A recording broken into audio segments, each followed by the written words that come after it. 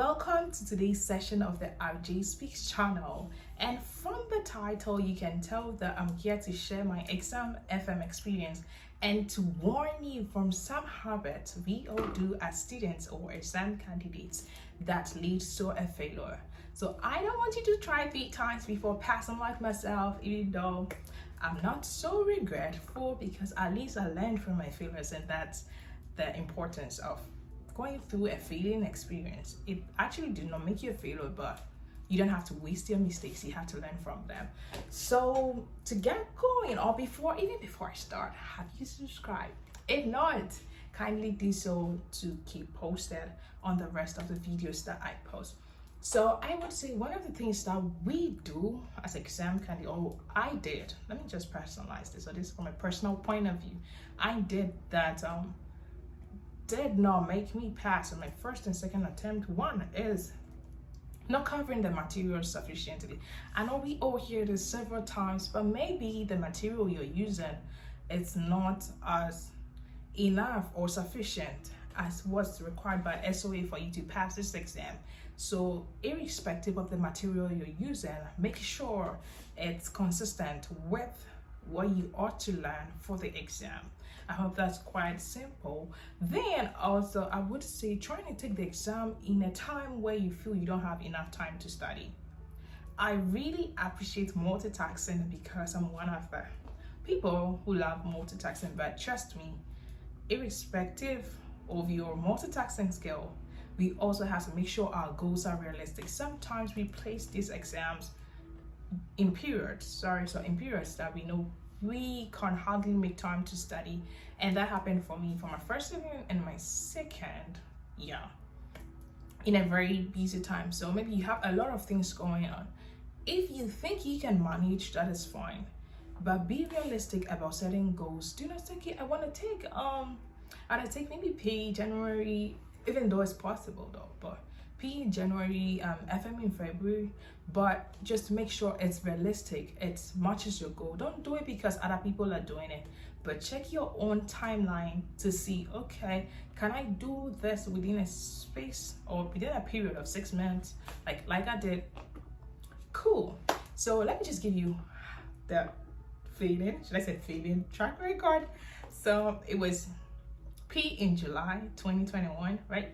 So that was a fail. Then October 2021 for FM, that was another fail. Oh my goodness, that's a lot in a year for me. Then 2022 January, I took P, finally passed.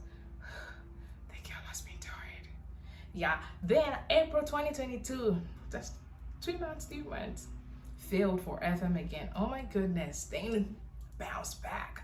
Finally in June 2022, yes, and thank God, it's yesterday, last time. Okay, remind me, passed. So trying to fix it in a period where you think you have enough time to study. Then also not solving like enough past questions. So I think for FM we have about 200 and something, a little over 200 for the past questions. I mean SOA past questions. Go through them. For my first time, I remember I just did a scanty amount of past questions and I thought I was good. So this is for you to know that you don't have to be so overly confident, thinking because you're doing well in your schoolwork, academic work, SOA is just like your schoolwork. No. Irrespective of your GPA, SOA is no respecter of GPAs, just so you know.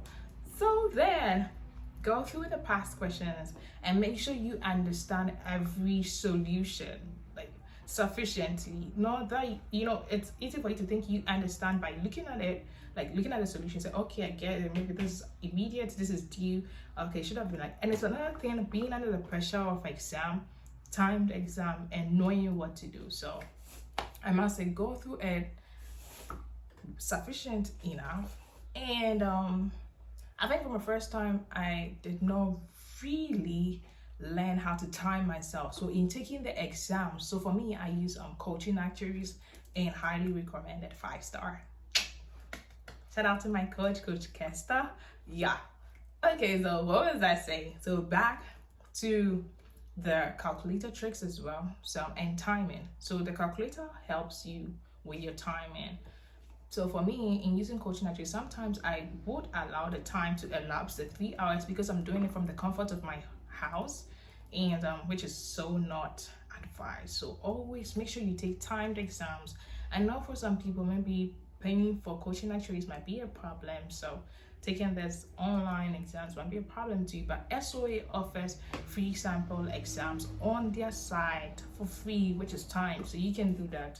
Don't just stick to the hard copy SOA exam, even though it works for people, but I'm just talking for myself.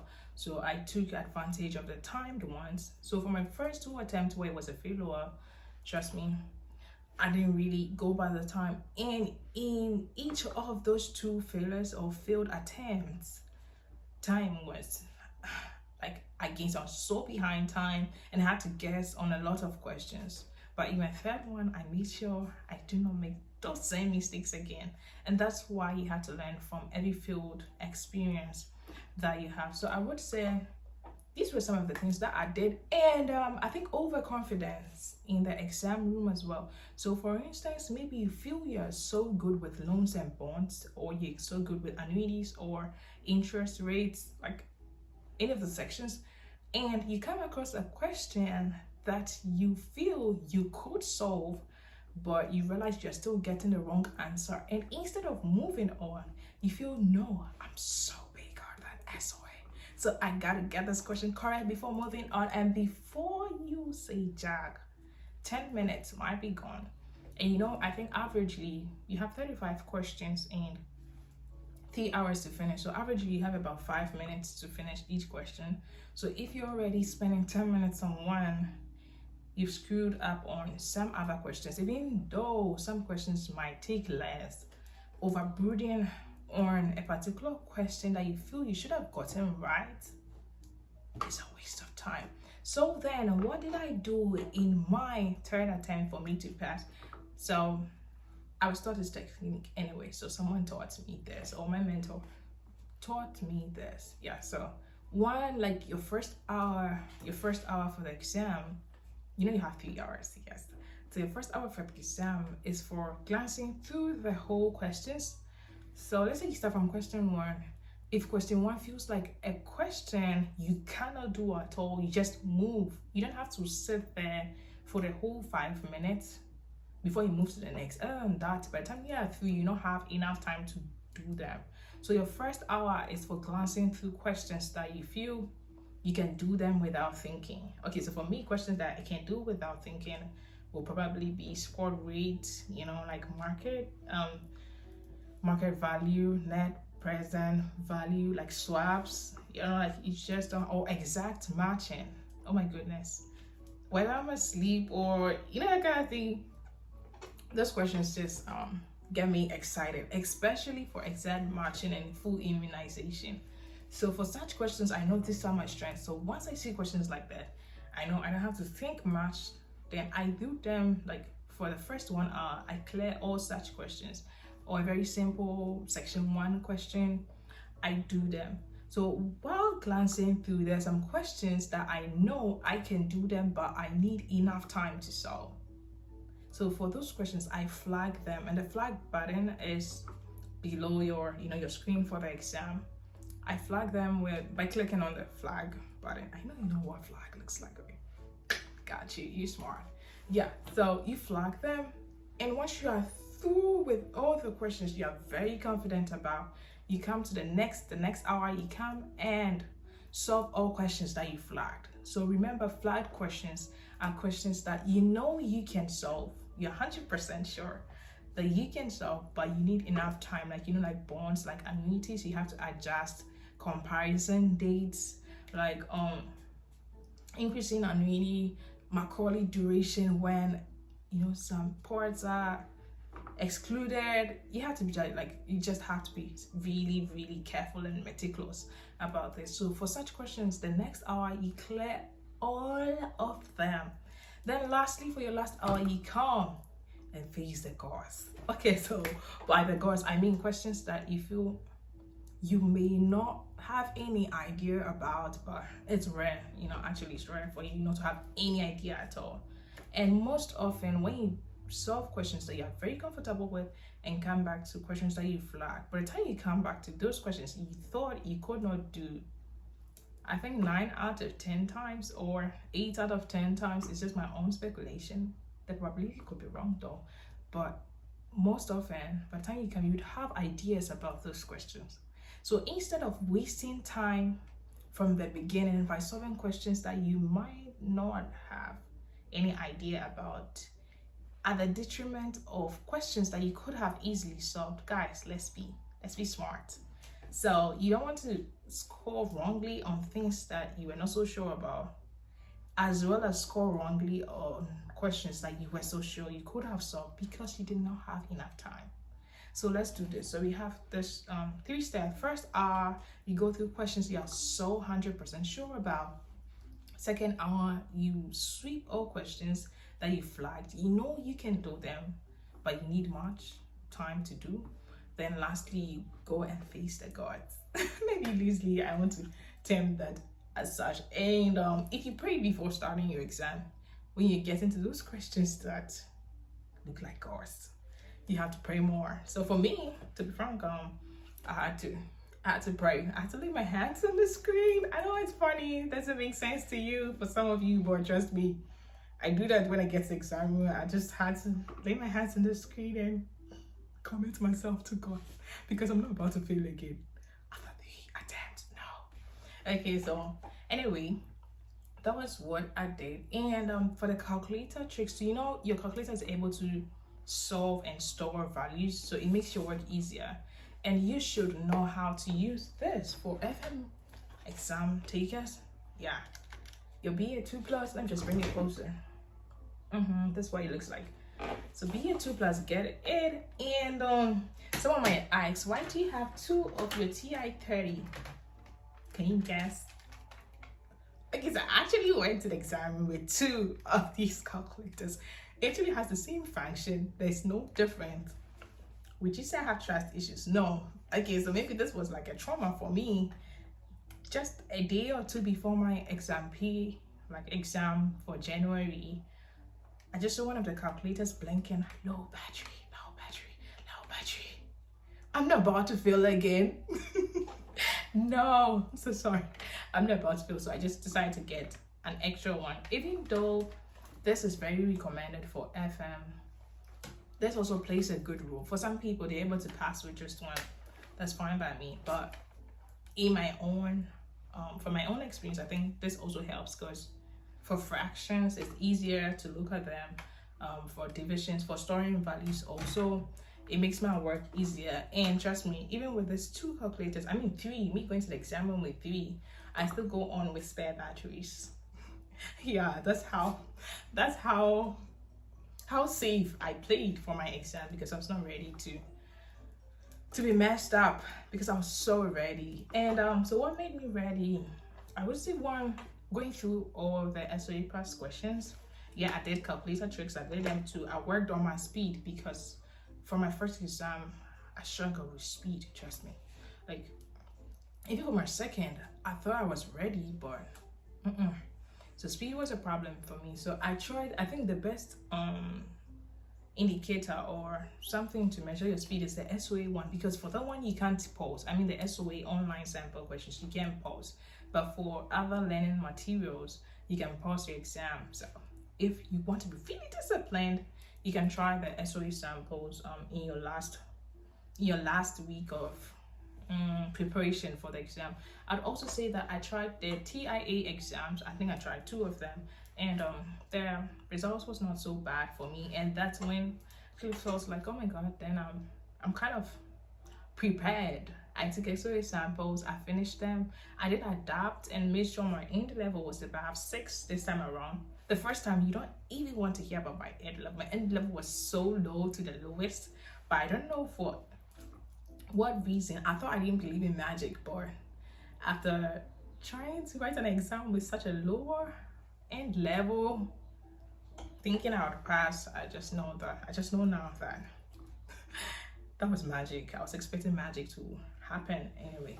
So that was it for me. And I would recommend for study materials. I'm recommending Adapt, like coaching actuaries. I use both Learn and the Adapt part. So Learn has to do with helping you with the study materials, and the Adapt part has to do with the questions. So thanks to IABA that helped me purchase my coaching actuaries. Yes, that's what I was using, a 1 year subscription. So help me, guys. Thank you, IABA. You played a good role, in my success. But if you're black like me and you are not an IABA, this is the time to join. Don't mind me. But I'm serious.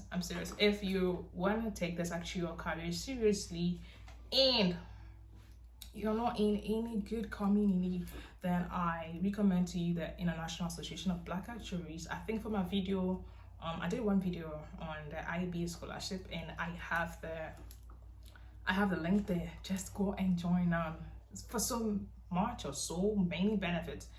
The scholarship, exam prepping, finding entry-level jobs and internship, like I'm doing my internship now thanks to IB. I recommend it to you. So having done everything, going through materials, covering materials, having study groups, learning calculator tricks, like helping to time yourself, what next? You have to pray. I couldn't have done this video without telling you, you have to pray and commit yourself before the Lord, because many are the plans of men, but it's the plan of God that is established. So commit your ways before the Lord, and your thoughts shall be established. So my thought was to pass my exam. I committed it to God, and it was successful. And trust me, if you failed your exam for this June sitting and it was bad, that's not the end of the world. Sure, I told you before, right? My first time was October, failed. My second time was April, right? Failed. Then June, I passed. So it's not the end of the world. All that you have to do is to learn from your mistakes, your all negative experiences. Don't waste your failures. Listen again. Don't waste your failures. If you failed, be frank with yourself. Do not say, I did not deserve to fail, but rather look at it from this perspective that, okay, so what can I do next to pass? Instead of brooding so much on, why did I fail? And I don't think I deserve to fail. Don't look at it from that point of view. Rather, okay, so what can I do next so I pass? And take it cool, because when I was failing, I was still in school, academic work, and still have to move on with my schoolwork. You know how that was so hard, because October, I was getting ready for my finals, right? Then in April, also, I was getting ready for my finals. And even in June, I started my internship too, so I had a lot going on, but I still have to be strong. And you need good people around you to keep you going. It's not easy failing 2 exams, right? While school is going on or school is in session. But I had good friends from IB, especially. I have friends from the cast, and I have a great mentor, Chelsea Adler. I'm sure she'd see this video. I have great mentors, a lot of great mentors. I'm sure they want me to mention their names, but I'm so sorry, there are lots. So if you need their names, you can come to me. So who have been very helpful, to be serious, on a more serious note, who have been very helpful, and my family from IBA, who have helped me, and especially God to also mainly giving me the strength to go through this. So don't be too hard on yourself if you failed, even if you failed once, even if you failed twice, even if you failed 3 times, because if it was a 3rd time, the girl will still be, still be on the road or still be going. So you need that energy to keep going. I think one of my mentors told me that the actual journey, it's not a race, but it's a marathon. So in the sense that it's a long journey. So if you feel you're free to take water, you're free to eat, you're free to enjoy and start a journey again or continue the journey. So it's actually a long journey, and be easy on yourself. I was not so hard on myself, extremely hard after failing twice. No, but didn't mean I was giving up. No. Did I want to give up too? Yes, but did I actually give up? No. Thanks to God, thanks to great mentors, thanks to motivation, And thanks to you, I still have my channel ongoing. So I wish you all the best. And one last mistake people do that make them fail is not doing what they were asked not to do. So for instance, if I'm saying you have to go through all the SOA sample questions, and when it's time for you to actually do them, you don't do them. These are one of the things I'm saying don't do. So listen to people, talk to people who have passed, talk to people who failed, like myself before, and learn from their mistakes so you don't have to commit the same mistake again. So the reason why we have to go through a certain bad experience is to make sure you don't repeat that same mistake, and that's why we share with you, right? So don't waste people's favors, learn from them, and you'll be good. All the best in your next setting. So the next setting should be August, right? So all the best August or October. Make sure your syllabus is up to date because there have been some changes, right, in the syllabus, and make sure you are up to date and learning what you ought to learn. If you have still not subscribed, subscribe to the channel, and thank you so much for subscribing. I know you did, so I'm not going to talk about subscription again. Have a nice time, and maybe on the next I may have one of my coaches on the screen with us to share in a broader view what students do that makes them feel. Who knows? You can keep guessing who it could be, but anyway, subscribe. We're out of here. Bye. Congratulations, Ruby. You did it.